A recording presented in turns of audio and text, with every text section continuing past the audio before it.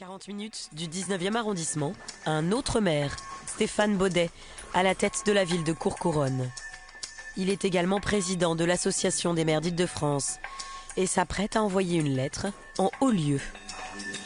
Parfait, nickel. C'est quoi cette lettre? Ah bah lisez, vous allez voir. Bah, dites-moi plutôt.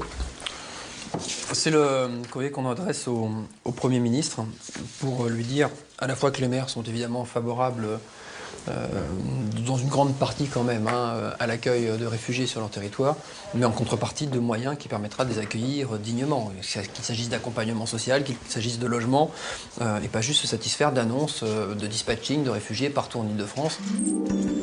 Stéphane Baudet parle d'expérience, dit-il. Il veut nous emmener devant un hôtel de sa commune.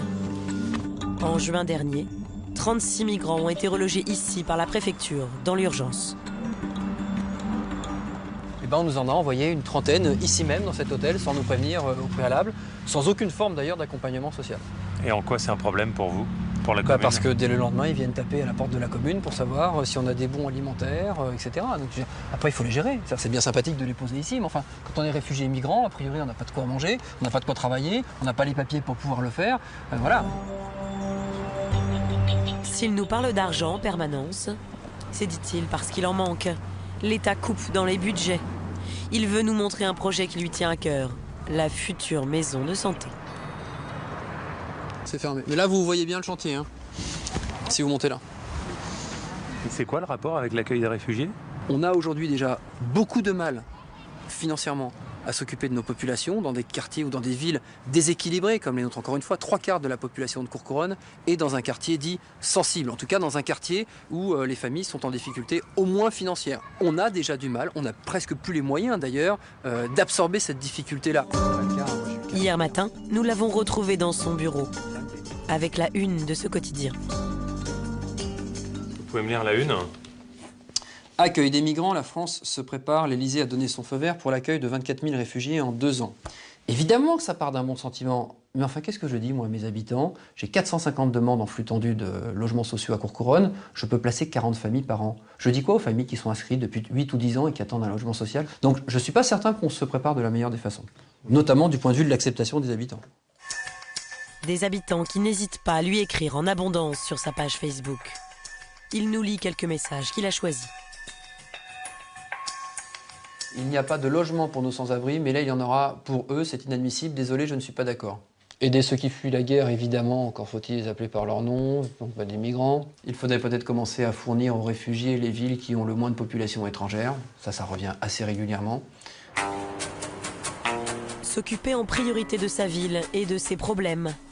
Un message qui passe plutôt bien auprès des habitants. Parmi eux, Doucement. Georges. Non, doucement. 11 ans de vie à Courcouronnes. Voilà. Cet ancien ouvrier, retraité aujourd'hui, a gardé la fibre sociale. S'il est indigné, c'est par la misère au coin de sa rue. Celle par exemple qu'il a aperçue hier soir encore dans son quartier. Donc elles étaient là, les deux femmes qui viennent systématiquement. 2 femmes contraintes de faire les poubelles pour vivre. C'est quoi? Vous voyez les boîtes de concombres, les boîtes alimentaires. Et puis les gens viennent rechercher ce qui est mis à disposition, qui n'est pas détruit. Puis ils viennent chercher un petit peu à manger. Ça vous attriste? Moi, ça m'attriste, ça, oui. Oui, ça me marque plus que des gens qui traînent sur les routes et puis qui vont d'une frontière à une autre. Ah oui. Tendre la main à son prochain, oui, mais d'abord à son voisin. On devrait avoir un meilleur partage de tout ce qui est alimentaire, logement, avant de dire du jour au lendemain, allez hop, on prend tout ça et puis on leur donne tout ce qu'il y a. Tout ça, c'est qui? Tous ces réfugiés qui quittent leur pays, certainement pour des très bonnes raisons, pour la guerre, pour l'emploi, pour vivre également, c'est certain. Mais nous aussi, on a nos problèmes. Oui. Des problèmes qui inquiètent également Chantal, la femme de Georges. Ah bah vous voilà tous les deux. Oui. Au cours de sa carrière, cette ancienne secrétaire a connu 2 longues périodes de chômage. Je peux vous montrer un petit peu notre petite famille. Et désormais, c'est pour leur fils et leurs 2 petits-enfants qu'ils s'inquiètent. Aujourd'hui, le grand, il a 9 ans et puis le petit, il a 3 ans. Il vient de rentrer en maternelle. Les garanties, c'est les premiers réfugiés réfugiés sont arrivés en France ce matin. Face à l'arrivée des réfugiés qui font les gros titres du jour, c'est surtout aux 10% de chômeurs qu'il pense. Moi, je trouve que la France, elle est vraiment... Elle n'a pas les moyens de s'occuper de ces gens-là.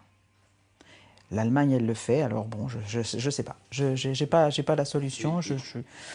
Vous, politiquement, vous placez où sur l'échiquier? Plus du côté de Mélenchon. Est-ce qu'il n'y a pas un paradoxe à se dire de gauche et puis de ne pas pouvoir... Bien sûr qu'il y a un paradoxe, bien sûr. C'est pour ça que tout à l'heure je bloquais en disant oui, j'ai des idées de partage, d'égalité, de justice. Et de l'autre côté, je vois mal et j'accepte mal les réfugiés actuels. Oui, tout à fait. Tout à fait. J'ai un dilemme, j'ai un problème dans ma tête. Absolument. Et j'arrive pas à le résoudre. Une France qui, selon eux, n'aurait plus les moyens d'être généreuse. Chantal nous fait la même réponse quand on lui demande si elle serait prête à accueillir un réfugié chez elle.